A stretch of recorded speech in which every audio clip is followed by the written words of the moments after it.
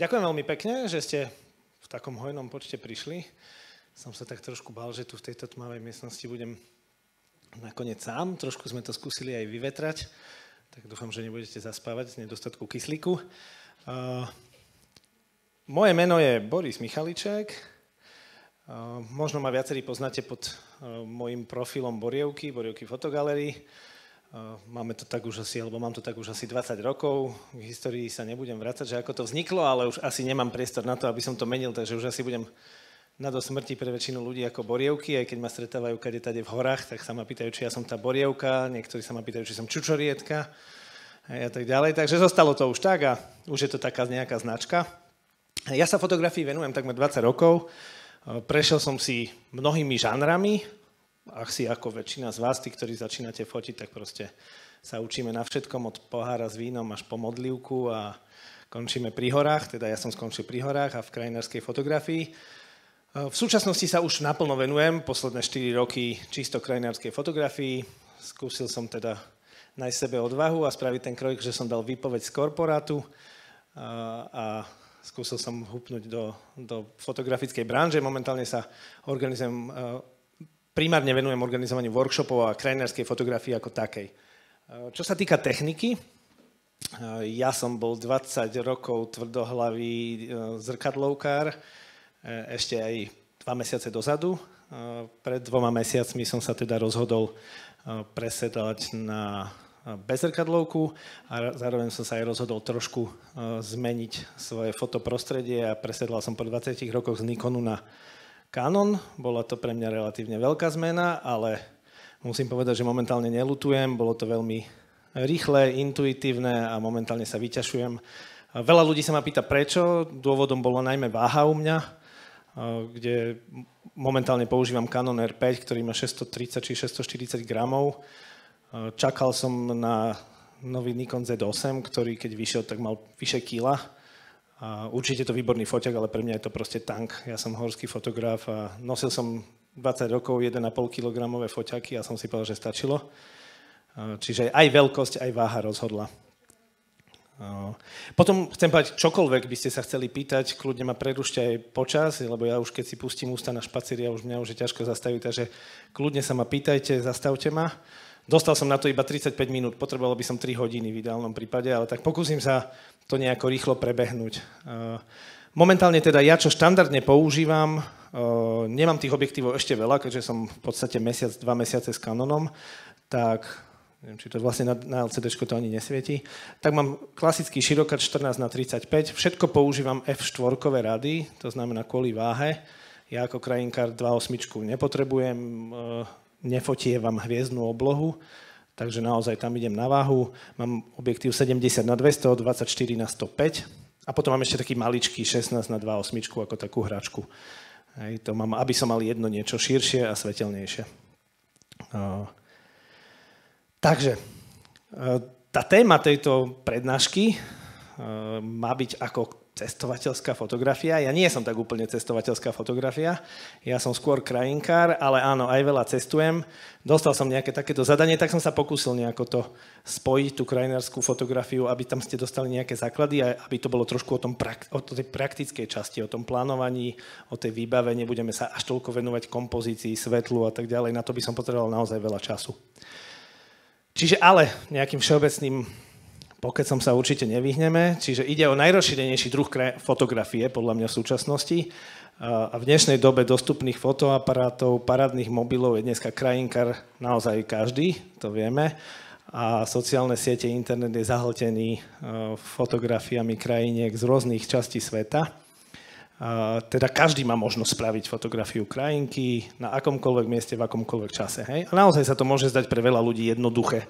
A pre veľa ľudí, aj fotografov, je tá krajinka taký jemný poddruh. Hej? Nie je to až také umelecké, nie je to o práci so svetlom umelým a tak ďalej, s ľuďmi. Jednoducho je to krajinka, pre mnohých je to gíč. Napríklad ja osobne, ja mám svoje fotky farebné, mám ich farebné rád. Niekomu sa to zdá príliš, niekomu sa to zdá OK. Takže môže sa to dať jednoduché, ale pravda je taká, že tak ako je krajina jednoduchá, tak je aj zároveň zložitá. Hej, tá fotografia krajiny. Totiž nie každá fotografia je taká, ktorú si vy, alebo nebodaj niekto iný bude ochotný zavesiť doma na stenu a pozerať sa na ňu dlhodobo. A taká moja dôležitá myšlienka o krajinárskej fotografii je, že dobrá fotografia krajiny je podľa mňa jej interpretáciou a nie iba reprezentáciou. Hej, to znamená, tá reprezentačná fotka je nejaká presne tá mobilovka, príde človek, odfotí si a doma ukáže, takto vyzerá Hriňová, takto vyzerá Vadirum v Jordánsku, takto vyzerajú Tatry, ale tá vaša interpretácia tej fotky znamená, že takto to vidím ja. Takto som si to nakomponoval, takto som si vybehal podmienky, takto som si predstavoval tie podmienky, v akých to miesto konkrétne chcem fotiť a dávate do toho už trošku ten váš pohľad na tú krajinu. Hej? A to je podľa mňa pre každého, keď začnete takto vnímať krajinu, tak sa začnete možno, to je ten prvý bod, kedy sa môžete začať posúvať z tej role toho turistu, možno do role fotografa trošku viac. A možno sa to časom vymení, že už do hôr a do prírody nebudete chodiť iba za turistikou a popri tom fotiť, ale budete tam chodiť za fotografiou a popri tom turistikovať. Hej, čiže to je taký prvý krok, ktorý by mal fotograf spraviť. Uvedomiť si, že on má interpretovať to miesto a nie iba reprezentovať. Také dôležité súčasti krajinárskej fotografie sú plánovanie, podporná výbava, to znamená všetko to okrem fotovýbavy. To je vaše oblečenie, batohy, topánky, všetko možné. Fotografické zručnosti, technika a úprava. My sa budeme primárne venovať teraz tomu plánovaniu a tej podpornej výbave. Tej fototechnike až tak nie, úpravám fotografií vôbec nie, to by sme potrebovali už 2 dní. A fototechnike a fotografickým zručnostiam tiež až toľko nie. Plánovanie. To na každom mojom workshope hovorím, že najdôležitejšia vec je dobre si tú fotografiu alebo ten výlet za tou fotkou naplánovať. Lebo je najhoršie, čo sa vám môže stať, že tomu obetujete hromadu času, strávite tam veľa času a nakoniec z toho nič nie je. Možno len preto, že ste si to zle naplánovali. Zle ste vybrali miesto, zle ste vybrali čas, kedy tam máte prísť, nestihli ste tam prísť. To sú typické fotky dneska, kedy storky na Instagrame, na Facebooku, ešte 30 minút do východu slnka, ja som pol hodinu pred hrebeňom a pod hrebeňom a už to proste nestíham, tak si aspoň na videjko spravím. Hej, tak si tam mali zo hodinu skôr a byť na čas na tom hrebení. Hej, všetko je to o tom plánovaní. Čiže to, čo tým chcem povedať, že neznamená, že jediné, čo musíte spraviť, je byť v momente východu či západu slnka na nejakom mieste s foťakom. Hej, to je proste málo. Je za tým oveľa viac a tie základné prvky sú, čo si potrebujete naplánovať, je miesto, prístup, výbava, ročné obdobie a počasie jeho predpoveď. Toto posledné je lotéria, o tom vieme, hlavne v dnešných časoch. Dúfam, že tu nikto nie, kto pracuje v Slovenskom hydrometeorologickom ústave.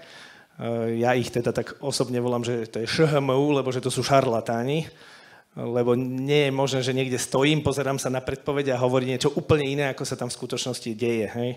Takže ani tá aktualizácia neprebieha pravidelne. Čo sa týka toho výberu miesta, tomu treba venovať naozaj náležitú pozornosť. Ono to asi je to trošku menšie, som myslel, že to bude väčšie. Čiže musíte vopred rozmýšľať, ako vašu fotografiu by mohlo ovplyvniť aktuálne ročné obdobie. To znamená uhol slnka. To je vec, ktorú veľa ľudí podceňuje. Hej, tá pozícia slnka sa od jary do jesene, medzi zimou a letom, medzi zimou a jarom mení naozaj výrazne. Hej, to znamená, že som niekde stal na jar, spravil som si tam peknú fotku pri východe slnka, prídem tam na jeseň a spravím si rovnako peknú fotku len s jesennými farbami. To tak proste nie je, lebo to slnko môže byť niekde úplne inde. Úplne inde vám osvietí ten bod alebo ten objekt vášho záujmu. Urobte si vopred predstavu, v akých podmienkach to miesto chcete odfotiť. Hej? To znamená, ak viem, že tam čakám na búrkové mraky a že som tam už raz bol a chcem tam nízku oblačnosť, chcem tam dobrú vysokú oblačnosť, nejaké pekné svetlo, čerstvý sneh, tak tam nebudem chodiť vtedy, keď je vonku vychrica, nesnežilo 2 týždne a je jasno. Hej? Proste viem, že idem to tam skúsiť vtedy, keď mám čerstvo nasnežené, bude sneh na stromoch a dajme tomu hlásia nejakú dobrú vysokú oblačnosť. Hej? Proste mať predstavu, neísť tam za každú cenu, že to miesto sa mi páči, tak tam proste idem bez toho, aby som nad tým rozmýšľal. Hej. Mať predstavu, v akých podmienkach to miesto chcete nafotiť. A dôležitá vec, vopred si spravte časový plán. Naštudujte si prístup na to miesto. Hej. V zime vám to môže trvať aj 3-krát dlhšie, ako ste zvyknutí v lete. Hej, to znamená, už keď tam ráno vstanem o 3, o 4, o 2, trepem sa tam a potom vystúpim z auta, zistím, že tam je pol metra snehu, že to nestíham, no tak to je úplne stratený čas. Hej. Proste nad týmto treba naozaj rozmýšľať. To sú také bežné veci, ktoré sa ale stávajú aj mne, musím povedať, hej, že niekedy to podcením. Takže ak toho chceme vytlť čo najviac, tak tá príprava je dôležitá. Miesto. Je to jeden z najdôležitejších krokov, čo musí fotograf spraviť, krajinársky, samozrejme, bavíme sa o tom. Predtým, ako vyrazíme za svetlom, za naháňaním tých výhľadov a tak ďalej. Hej. A to, čo som vravel predtým, je dôležité poznať orientáciu na svetové strany. Či je miesto vhodné na východ, na západ slnka, či je daná scéna vhodná na konkrétne ročné obdobie, či je to iba na leto, na zimu, na jeseň a tak ďalej. To, čo som tiež pred chvíľou vravel, je ideálne mať predstavu, v akých podmienkach to chcete fotiť. A taká dôležitá tiež vec, vopred rozmýšľajme nad takými hlavnými motívmi kompozície, prečo tam idem. Hej, chcem tam fotiť krývaň, chcem tam fotiť potok, chcem tam fotiť krásne stromy s krývaňom. Ten základný motív mať v hlave a potom už len doľaďujete na mieste. Veľmi vám to pomôže skrátiť čas. Hej, lebo keď prídete niekde pozerať ako puk, že čo tu vlastne robím a čo tu vlastne chcem fotiť, tak strácate zbytočne čas s tým dobrým svetlom alebo pred tým dobrým svetlom, lebo je dôležité, keď príde to dobré svetlo, aby ste boli ready. Hej, proste niekedy to trvá, dobre vieme, kto fotíte, niekedy to trvá 5 sekúnd, niekedy to trvá minútu, niekedy to trvá hodinu našťastie, ale niekedy fakt, a pokiaľ nie ste pripravení, to je typický obraz na spotoch, kde chodí už veľa ľudí v dnešnej dobe a nesvieti, všetci sa tam motajú ako po pláži a potom zrazu zasvieti na 5 sekúnd a to normálne vidíte, jak mravenisko sa rozbehnú a teraz chaotia, že čo vlastne idú fotiť. Hej. Čiže byť pripravený, mať nachystanú scénu, zasvietiť, cvaknem, odkladám, môžem ísť domov, spokojný. Prístup a správne načasovanie. Toto tak rýchlo prebehnem, inak toto je Vysoká v Malých Karpatoch, čiže tuto kúsoček od vás. Ja som to volal, túto našu výpravu, inak je to 20 rokov dozadu, alebo 15 rokov, len rád to používam ako príklad. Tú túru som si nazval, že to je Karpat Parbat, sme tam zažili, lebo tam bolo meter snehu a štandardne som na Vysokú, keď som býval v Bratislave, som tam vybehol za 40 minút, tu sme šli 3,5 hodiny. 3,5 hodiny sme sa tam trmácali v noci, lesom, popadané stromy, podchádzali sme konáre, proste ja to vždy tvrdím, že najväčšie zimné dobrodružstvo som zažil na Vysokej v Malých Karpatoch. A to som bol v Himalajách, bol som v Pakistáne, kade tade a najlepšie dobrodružstvo bolo tu. Ja už si to nepamätám, 15 rokov je to dozadu, alebo koľko, fakt dávno, aj naozaj dávno. Videl som z diaľnice, že tie kopčeky sú, keď som šiel zo služobky, že sú naozaj biele, tak som volal kamošom, šli sme tam vopred deň, vlastne večer predtým, práve preto, že sme sa boli toho času. A ak by som šiel ráno, ja by som si asi dal časovú rezervu, možno hodinu, ale nenapadlo ma ísť 3,5 hodiny skôr. Hej. Nakoniec to bolo naozaj krásne ráno, nafotili sme a bolo to pre mňa také naozaj krásne dobrodružstvo. Bo toto zažiť v Karpatoch, to ľutoval som, že nemám lyže. Čo ako na Vysokej. Hej, takže treba nad tým rozmýšľať aj na tú zimu. A to nemusí byť výstup na nejaký kopec. To môže byť v Pieninách na lesnícke sedlo alebo na šľachovky sa štandardne šlape 25 minút po lúčke pekne s ovečkami a prídete tam v zime a zrazu tam máte toľko snehu a budete sa tam fakt bortiť 1,5 hodiny. Hej. Pokiaľ si nedáte tú časovú rezervu, tak ste tam šli márne. Hlavne tí, čo nie ste, ja to mám aspoň doma, ja to mám blízko, ale keď tam niekto idete na víkend, či z Bratislavy alebo z ďaleka, tak naozaj si to treba naplánovať poriadne. Výbava. To je taká moja obľúbená časť a to teda nemyslím len tú fotografickú. Je veľmi dôležitou súčasťou toho plánovania. A pre mňa je rovnako dôležitá ako tá fotografická. Často sa hýbem v horách a v rámci jedného výbehu alebo výletu sa fotograf stretáva s maximálnym množstvom aktivít a podmienok, ktoré tam môžete zažiť. Nie je nič, že teraz nechcem zľahčovať, ale nejaký skialpinista športový, ktorý proste ide na ľahúčko s ľahkými lyžami, ľahkú vetrovečku, vybehne si na kopec, stiahne si pasy, obuje si, dá si neprefúkavú vetrovečku a zlyžuje dole. A fertich, vybavené, dá si čajík na chate. Hej. My sa proste trepeme, aj keď tam nejdem spať, tak s 15-kilovým batohom pomaly, budem 4 hodiny čakať na hrebení v zime, čiže musím sa tam prezliesť. Čiže ja to stále tvrdím, že k tomu ešte prídem. Čiže je naozaj extrémne dôležité rozmýšľať vopred, v akých podmienkach sa budem pohybovať, a to nie len pri fotení, ale aj počas. Hej, dneska tým, že fotografov veľa naozaj, alebo teda si veľa ľudí myslí, že sú fotografi a ja sa s nimi aj stretávam, alebo na sociálnych sieťach, ako chodia do hor a chodia tam nepripravení. Hej, naozaj, aj keď aj im píšem, mal si tú základnú výbavu, mal si aspoň lavínovú výbavu alebo niečo, vedia, tam idem len fotiť. Hej, no tak ale ako fotograf si stále v tých horách, to neznamená, že sa ťa netýkajú. Čiže naozaj na toto treba dávať pozor. Kto sa rozhodne ísť do tých kopcov fotiť, byť na to pripravený a normálne sa tvariť ako normálny skialpinista, či horolezec, mať lavínovú výbavu a všetko, čo k tomu patrí. Hej, to je to posledné, hej, že úplne zásadné si uvedome, že sa často pohybujeme v tých horách a aj v lete, či búrky a tak ďalej, treba byť na to pripravený. A ja to teda tvrdím, že z môjho pohľadu je fotograf taký outdoorový endemit. Hej, lebo on naozaj, podľa mňa, keď chce nejaká outdoorová firma otestovať svoje výrobky na niekom, tak není lepší target, ako je fotograf. A za 24 hodín im otestuje všetko. Hej, lebo proste my sa pri jednom fotení často stretnete s čím? Kto bol na Lofotoch napríklad, hej, v Norsku. Teplo, zima, dážď, vietor, sneh, voda.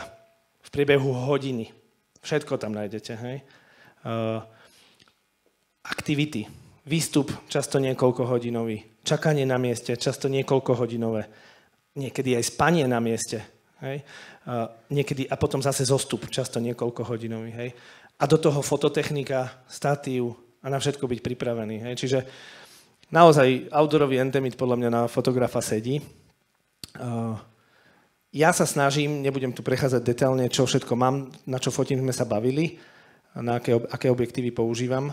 Snažím sa pri tej fototechnike nerobiť kompromisy. To znamená, aj na workshopoch sa často stretám s tým, ideme na auto fotenie, kde sa len vykydneme z auta a fotíme z vyhliadky, aj tak sa ma pýtajú, a bude mi treba dlhý objektív?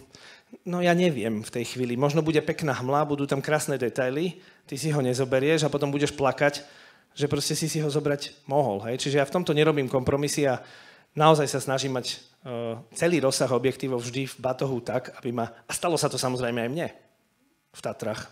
Som si povedal, idem fotiť širokú krajinku, šutrík do popredia, nejaký kvietoček, dlhé sklo mi netreba, nebudem ho zbytočne ťahať. Prišiel som, bol som nad oblakmi, trčali mi len ostrovčeky štítov hore a ja si hovorím, bože, keby som mal ten teleobjektív a nejaké pekné detaily si viem spraviť. Hej. Čiže niekedy takáto optimalizácia by mohla byť kontraproduktívna.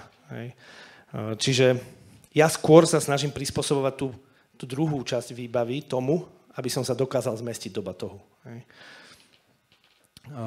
Zima, ešte špecifickejšia vec.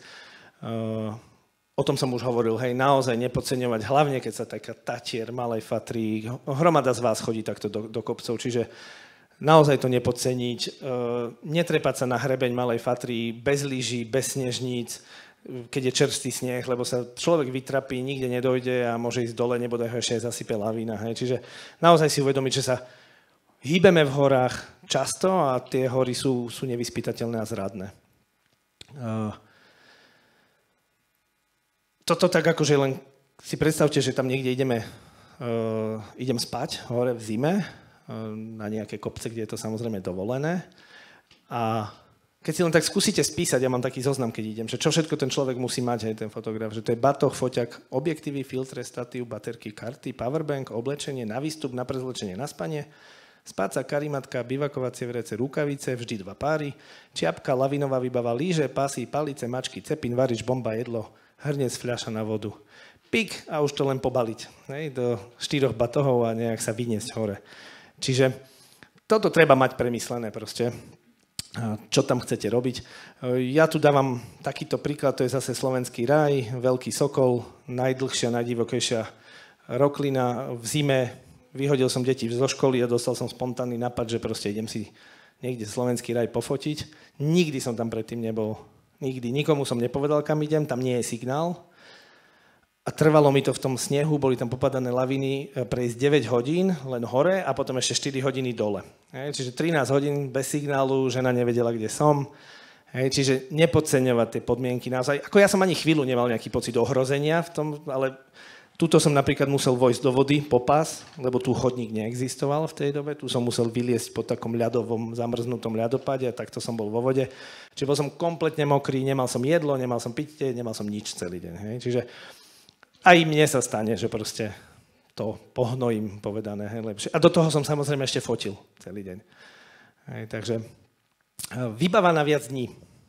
No, to už je mierne komplikovanejšie ešte. lebo veľa, a hlavne pár rokov dozadu, ešte teraz je to trošku lepšie, veľa výrobcov ignorovalo fakt tej pomocnej výbavy alebo pomocnej fotovýbavy, že ten fotograf krajinársky, okrem toho, že fotograf môže byť aj turista, môže byť aj lyžiar, môže byť skialpinista, môže byť horolezec a potrebuje sa zbaliť aj s tou fototechnikou. Ja naozaj som nerád chodil tak, že som si zobral turistický batoh a do neho som si vkladal foťak. Hej? A som to robil jeden čas, ale ja tam idem primárne kvôli tej fotke a ja mám veľmi rád, keď sa zložím, otvorím si ten batoh a mám tam všetko to, čo potrebujem a nie filtre v igelitke, foťak tam, objektív v ponožke, hej, a v rukaviciach zabalený, tak ako sa to často robí. A potom, keď to potrebujem rýchlo meniť, tak tam prší a už to mám celý batoh vybalený pomaly vonku. Hej, čiže toto už naozaj treba si poriadne premyslieť, že ako sa zbaliť na takýto viacdňový trek. Čiže áno, tá pointa je zbaliť sa tak, aby ste mali v batohu všetko a za mňa ideálne, aby to bol aj fotobatoh. Hej, to je taká môj subjektívny pocit, hej, alebo moja preferencia. Toto je fotka inak z treku po púšti Wadi Rum, ktorý som si tak vymyslel po korone, že potrebujem niekde vypadnúť a vlastne sme tam 7 dní putovali bez kontaktu s civilizáciou, bez mobilného signálu, bez doplňania vody.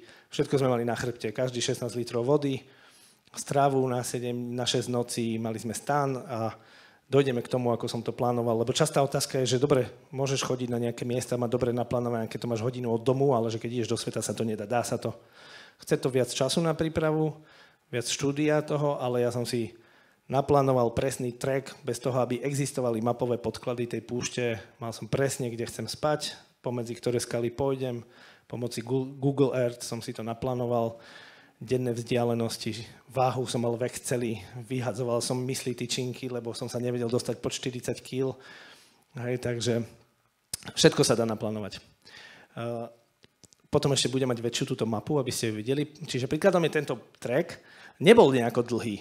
Hej. Problém bol ten, že jednoducho sme celých 7 dní boli mimo civilizácie. To znamená voda v púšti, bez jedla, bez vody, bez všetkého.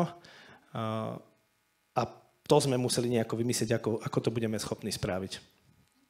Hej. Je dôležité rozmýšľať pri plánovaní viacdňového výletu aj na druhom jedla napríklad, ktoré si zoberiete. Hej. A keď som prichádzal k problematike tej váhy, tak zrazu som zistil, OK, zoberiem si to klasické, takéto sušené, dehydrované jedlo, čo si zalejem a vyskočí mi z toho kurča. A zrazu som zistil, že dobre, ale potom potrebujem varič, k tomu potrebujem ešus, k tomu potrebujem bombu a každé to jedlo pýtalo tak 0,3 až 0,4 deci vody. Hej. A hovorím, ty kokso, to keď teraz máme 7 jedál, to mám zase nejaké 2-3 litre vody navyše. No, nedokázal som to nijak, cez Excel som si to preratával, nezmestil som sa pod 40 kg, ani tak, aby som sa mohol zmestiť do batohu. A zároveň som chcel teda minimalizovať váhu jedla a chcel som minimalizovať potrebu vody.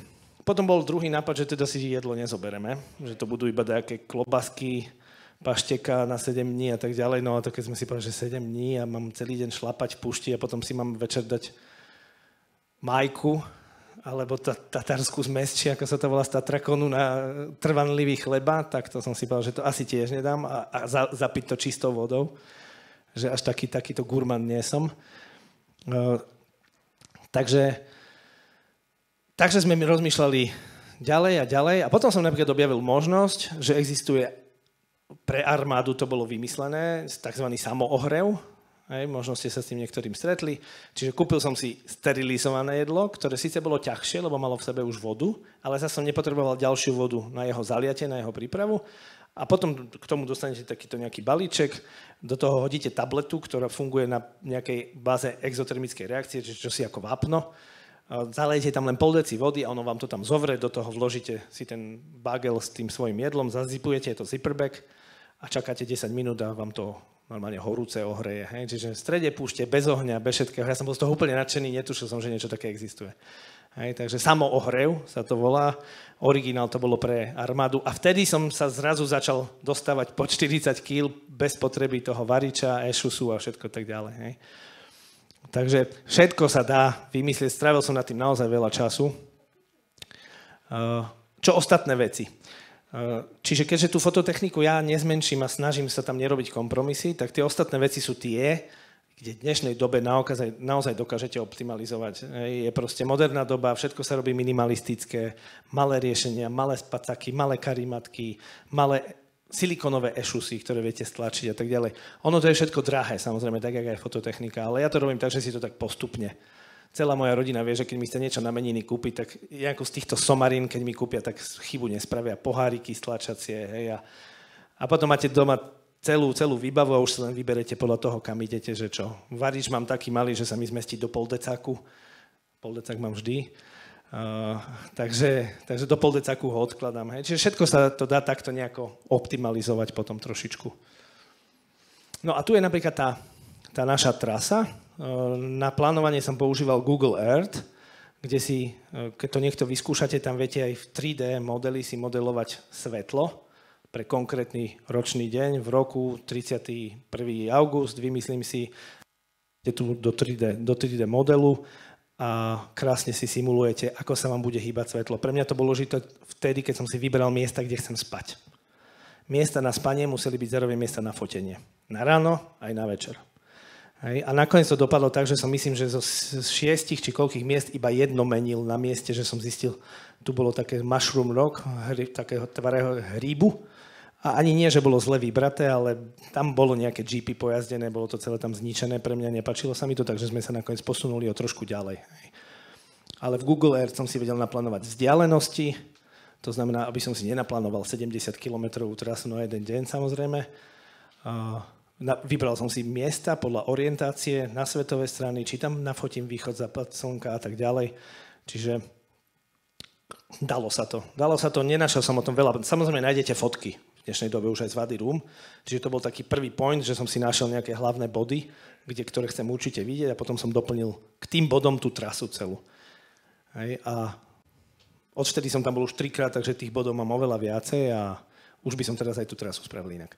Čiže, ale ja v dnešnej dobe, keď už plánujem svoju cestu, tak 90%, keď nejdem s manželkou na nejakú našu fajnú normálnu dovolenku, tak to prispôsobujem foteniu všetko. To znamená trasu, miesto, kde budem spať, v ktorom ročnom období tam pôjdem. Aj keď to bude hnusné ročné obdobie, a nič tam neuvidím dokopy, ale odfotím tam niečo. Hej. Čiže, tak ako som povedal, je to náročnejšie, dá sa to. Hej, toto sme mali vytlačené na A3 tejto mapy, stiahnuté v mobile, lebo tam nie je signál a nejako sa tam dalo orientovať podľa tohto. Koľko máme času? Ešte neviem. 12:43, no vidíte. Predpokladal som, že skončím tu, takže som bol celkom rýchly. Takže prídeme aj na také základné veci nejaké o tej krajinke. To som mal ako taký bonusík nejaký. To ročné obdobie, čo som vravel, ten výber toho miesta, hej, že je extrémne dôležité. Čiže nie každé miesto je vhodné pre fotografiu krajiny za každého ročného obdobia. A to z dvoch základných dôvodov. Poloha slnka a tie poveternostné podmienky, sneh, farby, stromy.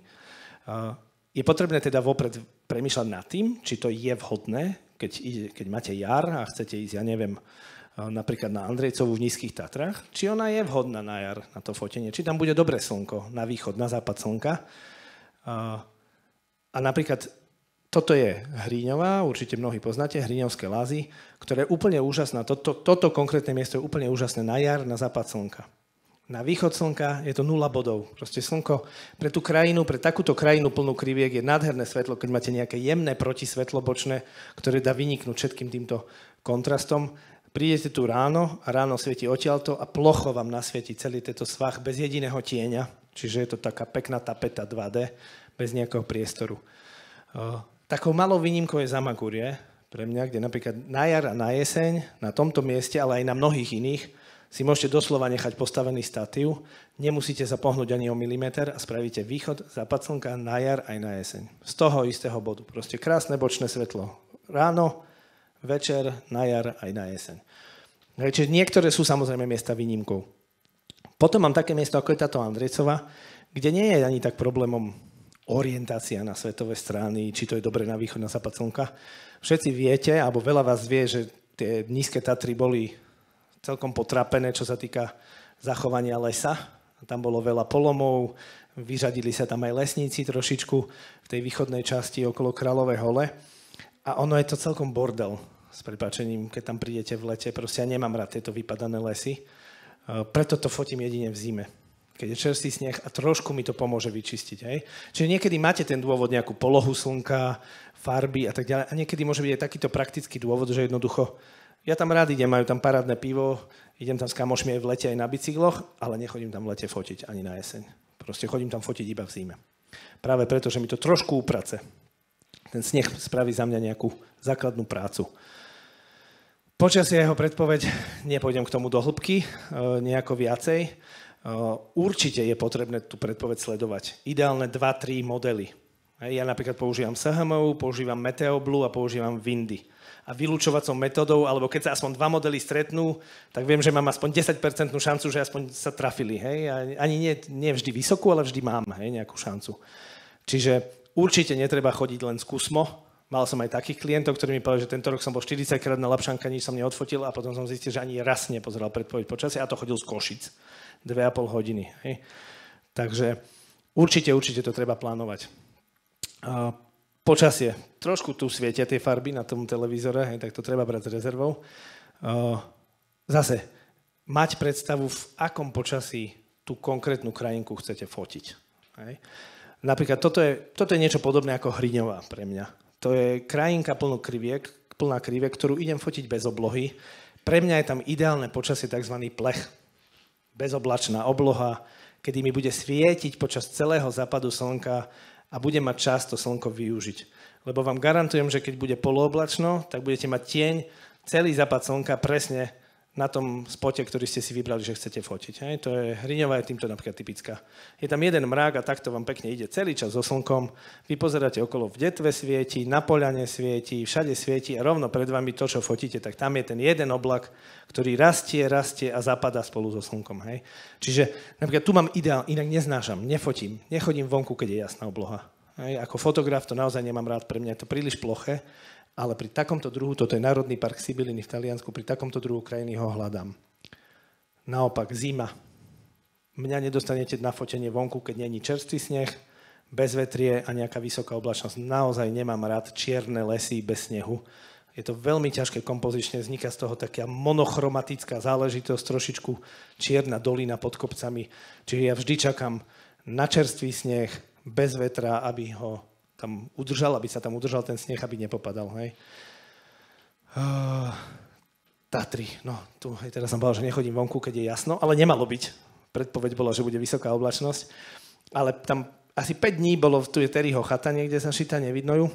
Asi 5 dní bola nízka oblačnosť, minus 15 veterno.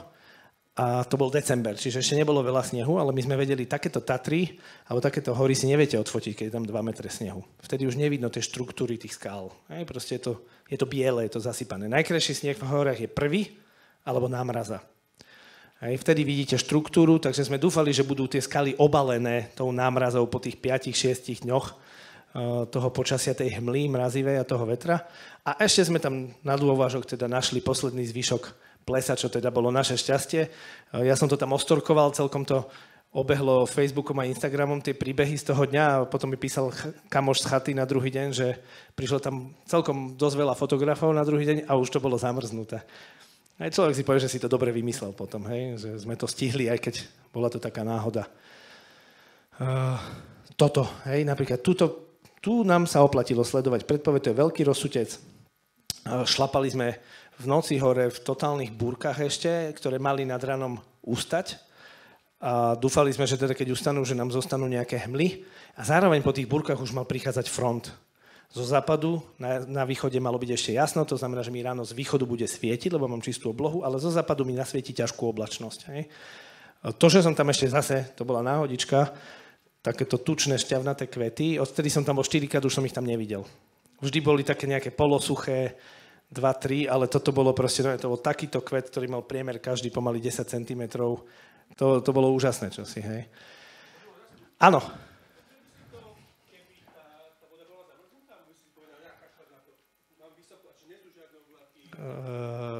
Už keď som tam bol, určite by som to fotil, ale asi by tá fotka nebola tu teraz. Hej. Závisí na tom, možno vždy na tom zamrznutom jazere bez snehu viete nájsť krásne štruktúry toho ľadu. Hej. To bol inak náš cieľ pôvodný. Že nie je veľa snehu, čiže na tom plese, Ak bude pekne zamrznuté a budú tam nejaké parádne pukliny, zamrznuté bubliny, hej, a nejaké pekné štruktúry, tak budeme fotiť tie. No tým, že sa tam objavila táto malá dierka, tak v podstate sme sa na štruktúry vykašľali svojím spôsobom a fotili sme odrazovky. Hej. Čiže určite by som niečo fotil, ale netvrdím, že by som tam niečo vytvoril. Ďakujem ja. Nástroje na plánovanie. To len také, že čo ja používam. Webkamery, výborný nástroj, bohužiaľ nemáme ich všade. Nemám tam ešte jeden bod, že špioni, mám takých svojich súkromných špionov, kamošov, čo kade tade žijú, tak im väčšinou píšem, keď je zo Zamaguria, že či sú tam už farebné, či sú tam hmly, keď je niekde z Bratislavy, či už kvitne cesnak, hej, a takéto somariny. Sociálne siete. Pliaga ľudstva, ale ľudia sú strašne rýchli, oni všetko chcú zverejniť strašne rýchlo. Hej. To znamená, keď si dáte na Facebooku vyhľadať kľúčové slovo, ja neviem, Hriňová, dáte si zoradiť od najnovšieho, tak nájdete fotky, ktoré vás vôbec nemusia zaujímať. Je tam, ja neviem, baba, čo ukazuje svoje nechty v záhrade nové, ale za ňou vidíte, že je rozkvitnutá čerešňa. To je tá informácia pre mňa dôležitá. Hej. Lebo v Hriňovej nemám žiadnu kameru a nemám tam ani špiona zatiaľ. Hej. Ja mám to 2 hodiny autom, takže chodiť sa presvedčiť, že či už kvitnú tie stromy je trošku neekonomické. Ale tie sociálne siete v tomto fungujú parádne. Naozaj ľudia zverejňujú strašne rýchlo. To máte live stream normálne naživo. Predpovedné modely, ako som vravel, ja používam SHMU, Meteoblue a nemám tu ešte Windy. Tých aplikácií na počasie je viacej, tak ktorá vám vyhovuje. To, prečo používam rád Meteoblue, je to, že je tam výška oblačnosti v grafoch. To znamená, že pekne, samozrejme nie je to 100% dané, ale pekne vidíte, či tá oblačnosť bude končiť v 1500 alebo bude končiť v 3500. To znamená, keď idem na hreben západných Tatier do 2000, tak je nejaká šanca, keď je podľa modelu, že bude končiť v 1500, takže budem nad tou oblačnosťou. SHMU to má rozdelené iba podľa farieb. Červená, zelená, modrá, nízka, stredná, vysoká. A keď sa veľmi dlho hrabete v ich webe, tak zistíte, že tá červená, tá nízka znamená od 0 do 3500. A to mi teda hodne malo povie, keďže náš najväčší kopec má 2655. Hej. Čiže to je tam je to taká lotéria. Google Earth, to už som povedal, na čo používam. Aplikácie na určenie polohy slnka, veľmi dobrá vec. Veľmi dobrá vec, to, čo poznáte, Photopills, a tých aplikácií je mnoho. Čiže prídete či na miesto, ktoré nepoznáte, alebo na miesto, kde ste boli na jar a ste tam teraz na jeseň a nie ste si istí, že kde ten západ vlastne bude, tak toto vám pekne ukáže, kde bude zapadať a vám sa oplatí sa mi tu čakať, lebo bude v dobrej polohe, alebo sa mi neoplatí, alebo naopak idem komponovať niečo úplne iné, čo som plánoval, lebo to slnko je inde, ako som čakal, alebo bude inde. A ja používam aplikáciu Horskej záchrannej služby kvôli lavinovkám a tak ďalej, takže to je taká moja, keďže veľa sa hýbem aj v tých Tatrách. Ešte stále stíhame, že ja to celé prejdem nakoniec. No, 5 minút máme ešte, dobre. Tak na rýchlovku. Piliere fotografie. Teraz už keď sme teda nie len pri tej výbave, ale už sa hýbeme do fotky. Sú ktoré? Expozícia, hĺbka ostrosti, kompozícia, svetlo a harmónia farieb. Každý z týchto pilierov je veľmi dôležitý a úplne dôležité je, že vy to musíte mať pod svojou kontrolou. To znamená, to, ako vyzerá expozícia na tej fotky, to nie je náhodou, omylom, proste to vy ste chceli spraviť tmavú fotku, vy ste chceli spraviť hajky, vy ste chceli spraviť dynamickú fotku s rozmazaným popredím a tak ďalej. To musí byť váš zámer. Dôležité je, že o tom zámere musíte rozmýšľať už pri fotení. A nie, že náhodou vám to tak vyšlo, tak ten zámer si vymyslím pri postprocese niekoho dotvorím. Hej, proste idem, stojím na tom mieste, pozerám, OK, tu sa mi hýbe tá loďka, tak použijem trošku dlhší čas tentokrát, chcem ju trošku rozmazať, hmla mi ide v pozadí, aj to chcem dať dlhšie, tu mi ide nejaké svetlo, to viem, že v postprocese zvýrazním to svetlo z boku a už musíte mať tú náladu tej fotky v predstave, v tej hlave, už keď ju fotíte. To je taká dôležitá vec. Hej, a musíte si uvedomiť, že čo je vlastne cieľom tej vašej fotky. Cieľom je, podľa mňa, dosiahnuť nejakú harmóniu scény. Hej? A to svetelnú, farebnú a kompozičnú. To znamená, že keď sa ten človek nezaujatý na to pozrie, on nevie definovať, že to je nejaká harmónia, že tam je pekná. On sa cíti dobre, jemu sa to páči. Ten laik, samozrejme. A to je väčšinou ten váš cieľový divák, teda môj. Hej. Môj cieľový divák nie je až tak fotograf. Hej. Málo kedy si fotograf odo mňa kúpi fotku. Väčšinou si to kúpi laici, čo chcú mať doma peknú fotku. Fotograf si povie, že ja si takú fotku spravím. A už si odo mňa nekúpi. Hej. Čiže na tie samotné fotografie tým cieľovým divákom toto môže úplne unikať ale cítia sa pri tom dobre, páči sa im to a to je to, čo ste dosiahli, že sú tam pekne zladené farby, máte tam peknú kompozíciu a máte tam dobré podmienky a dobré svetlo. Hej. Čiže to, čo som vravel, expozícia, hej, je dôležité mať vopred predstavu, ako má tá scéna vyzerať.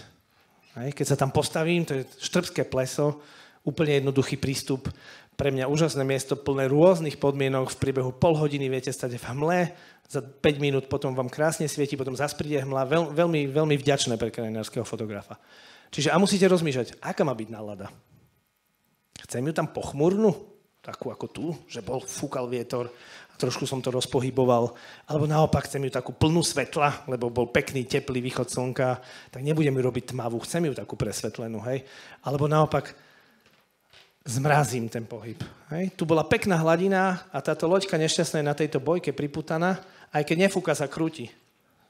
Keď dáte polsekundový čas, máte ju rozmazanú. Hej. Čiže rozmýšľať nad tým, že áno, nechcem ju, chcem ju rozmazanú. Niekedy by som ju možno povedal, bude pekná obloha, zamračená, bude síce zrkadlo, ale ja rozmažem ju, lebo mi to ide k tej nálade tej fotky. Hej. Čiže rozmýšľať pri fotení, čo s tou fotkou budem robiť potom vlastne. Hej. A aby ste to vedeli spraviť, musíte to mať, tú expozíciu pod kontrolou. Hej. To znamená vedieť, že keď ju chcem spraviť tmavú, tak čo musím spraviť? Potrebujem. Alebo chcem ju mať dynamickú, tak čo musím spraviť? Asi potrebujem dlhší čas. A chcem dlhší čas, tak čo musím spraviť? Hej. A tieto všetky veci musíte mať v ideálnom prípade zautomatizované. Hej. Lebo vy, keď idete niekde fotiť, ideálny prípad je, že sa 100% venujete tej fotke. Že neriešite menu, lebo neviem zmeniť toto, kde je tu tá korekcia expozície, kde to tu mám skryté, jak mením clonu.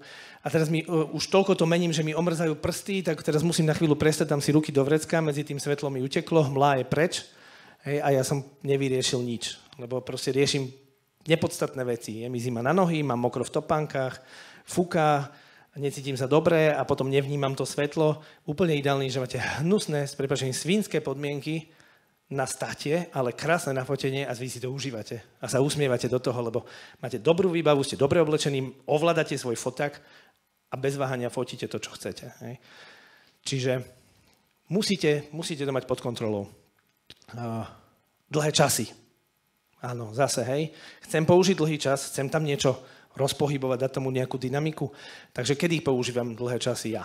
Fotenie riek a potokov, dynamické popredie, pohyb mrakov alebo hmly a nočná obloha.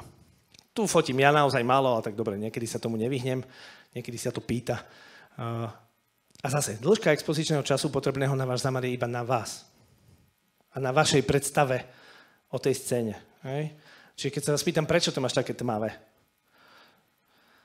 Tak som nevedel nájsť, jak sa mi mení korekcia a už potom nesvietilo, tak už som to nestihol. Hej? Nie, poviem, lebo tú náladu, ktorá je tu, som chcel podporiť tým kratším expozičným časom, tou tmavšou náladou. Hej, proste z toho musí byť zrejmé tomu divákovi aj mne, keď sa vás pýtam, že ste to takto chceli.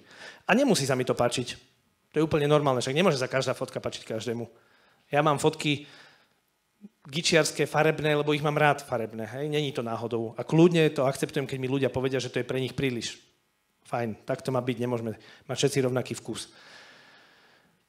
Fotenie potokov, moja veľmi obľúbená časť, dakedy pred 20 rokmi, neviem, či ste niekto poznali Fotoaparát.cz, taký fotoportál, kde ešte neboli sociálne siete a tam sme si hodnotili fotky a tam boli dve kasty fotografov, to boli, ja som ich volal pseudoumelci, to boli tí čierno-bielí portrétnici a street art fotili a tak ďalej, street fotografie, a potom boli krajinkári.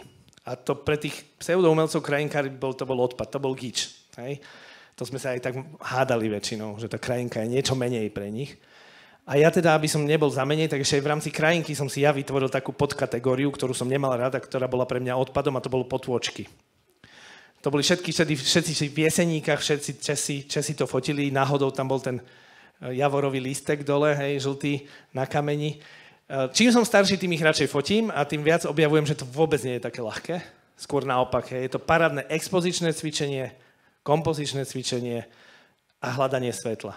Hej, je to výborná vec, ja sa dokážem pri potokoch stratiť na hodiny, ja neviem ani jak. Nie ste tam tak závislí od podmienok. Hej, to znamená, keď ste v hlbokej rokline, vôbec ma netrápi v slovenskom rade, že hore mám jasno a je obed. Až tak ma to netrápi. Hej. Viem tam prísť a viem tam byť 9-10 hodín, niekedy aj 14, keď je viacej snehu, jak som predpokladal. Hej. A jednoducho, momentálne ma to celkom baví. Ten prístup k foteniu vody môžeme mať aký? Úplným rozmazaním pohybu vody alebo čiastočným rozmazaním pohybu vody. Ten úplné rozmazanie pohybu vody bolo skôr pre mňa tak dávnejšie niekedy, keď sa používali dlhšie expozičné časy, dosiahli ste ten zaclonový efekt úplne z toho. Ja momentálne úplne k tomu neinklinujem stále. Môže sa to niekomu páčiť. Ja mám rád, keď tá voda v sebe má ešte tú dynamiku. Má štruktúru, to znamená vidno ten pohyb, ale zároveň vidno, že je to voda. Ešte stále, hej? Že to nie je proste nejaké plátno. A aby ste toto dosiahli, tak taká nejaká moja skúsenosť s pozorovaním je, že ten expozičný čas by ste mali mať medzi niekde jednou pätinou, 1/15, mám tam 1/10, 1/15 sekundy. To už záleží potom na konkrétnej vode. Ako rýchlo tečie, ako je dravá, koľko je tam bielej, hej? Peny, to je vždy problém, odfotiť to tak, aby sa vám to páčilo. Čiže najlepšie je si to vyskúšať viac časov, ja keď som pri nejakom potoku dám 1/5, 1/10, 1/15 a niekedy až doma sa rozhodnem, ktorá štruktúra tej vody sa mi páči viacej. Hej. Toto je presný príklad. Hej. Island, ktorý som celý nafotil na NDčko, filter, proste 10-stopové. Všade som tam pod 20-sekundovú expozíciu ani nešiel, bolo to dávno a všetky moje potoky vyzerajú takto. Hej. Proste klzisko, tu boli inak krásne vlnky, ja ich tu vidím teraz, tedy som ich asi nevidel. Krásne vlnky, zo západu slnka mohla tam byť štruktúra farby. Mne sa nepáči jedna moja fotka z Islandu kvôli tomu, že som všade obchal ten proste 10-stopový šedý filter. Hej. Čiže skúsiť zachovať štruktúru vody, jej pohyb, nájsť si kompozíciu, nájsť si vodiacú líniu, hej, nejaké esíčko, niečo, čo ten pohľad pomôže tomu divákovi vyviesť z toho dna až na ten vrchol tej fotky. Hej, ale už raz, koľko máme ešte? Už asi mám končiť. Pozriem, čo mám ešte ďalší slajd. Ja som vral, že potrebujem 2 hodiny a nie 35 minút. No, už skončím pri kompozícii. Lebo to je veľmi dôležité. Najkreatívnejšia časť fotky.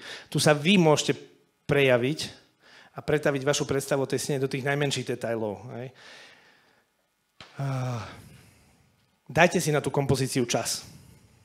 Dajte si na ňu čas. Dneska máme všetci bez zrkadlovky, na tom displeji toho strašne veľa tých informácií. Vypnite si ich. Len čistú fotku, aby ste videli okraje. Lebo tam väčšina ľudí má pozapálený histogram, toto. Potom ja im to vypnem a ty vidíš, že tu máš pol MBčky, čo ti tu trčí pri ostúrni zaparkovanej. Hej, on to cez ten histogram ani nevidel proste. Dbať na tú kompozíciu, na tie detaily. Čiže základ je naozaj na tou kompozíciou rozmýšľať. Hľadať v nej náväznosti, objekty záujmu, nejaký rytmus, línie, ale naopak aj tie rušivé prvky, ktorým sa chcem vyhnúť. Hej. A dôležité je dbať na vyváženosť scény. Hej, to znamená ten vrch, ten spodok, tie kraje. Väčšina ľudí, ja neviem prečo to tak máme, že strašne radi fotia oblohu. Oni prídu na Zamagorie a mi vyfotia, na spodnej tretine fotky je toto a potom 2/3 fotky je bonra obloha. A potom ja sa ich pýtam, čo sa ti vlastne páči? Prečo si tu pre nás chcel prísť? Prečo si prišiel na ten workshop? No však tie stromy farebné a tie Tatry. No a hovorím, a potom prečo ich máš na takom slíži? A zvyšok máš modrú oblohu, čo máš aj doma nad Trnavou. Hej? Takže rozmýšľať nad tou proporčnou vyváženosťou tej scény. Pravidlá, vieme, aké sú, tretinové, zlatý rez. Všetky pravidlá sú na to, aby sa aj porušovali. Hej? Takže nebojte sa rozmýšľať mimo tých pravidiel, len to zase musí byť váš zámer. Nemôže to byť omylom. Vyvarovať sa náhodným dotykom, že koruna stromu sa mi nebude dotýkať. Neviem, ten strom nemusí byť v strede, ale keď bude tu, tak nespravím ho tak, že tá koruna sa mi presne dotkne hrany. Hej? To sú také, že ten divák sa pozerá, normálne mu tam cúka očkom trošičku, že čo sa to deje. Hej? Takže a línie. Hľadajte línie. Vodiace, čo vás privedú k niečomu, alebo môžu byť rovnobežné, čo znamená, nájdete nejaký rytmus, hej, a tak ďalej. Všade sa to dá nájsť, len to treba hľadať a treba tomu dať čas. A to je teda to, čo sme prišli k tomu na začiatku, plánovanie a príprava. Buďte tam na čas, aby ste nepanikarili, že ste tam prišli presne v momente dobrého svetla, ešte ani statív nemáte postavený a už aj končí svetlo. Hej. Čiže dajte si čas, nakomponujte, nájdite si to. A už asi ďalej nebudem preklikávať, lebo ja sa potom nezastavím. Hej. Takže ja by som to tuto ukončil. Ďakujem veľmi pekne. Ak máte nejaké otázky, Ale tu ešte niekto má po mne prezentáciu, hej? Asi sa potrebuje aj Áno, už mám končiť. Hej, takže ak máte ešte nejaké zopár otázok, kľudne sa pýtajte, inak vám ďakujem veľmi pekne a dúfam, že niečo vám toto dalo a že možno sa budete trošku na krajinu pozerať inak, keď budete niekde vonku a že si na niečo z tohto spomeniete. Ďakujem.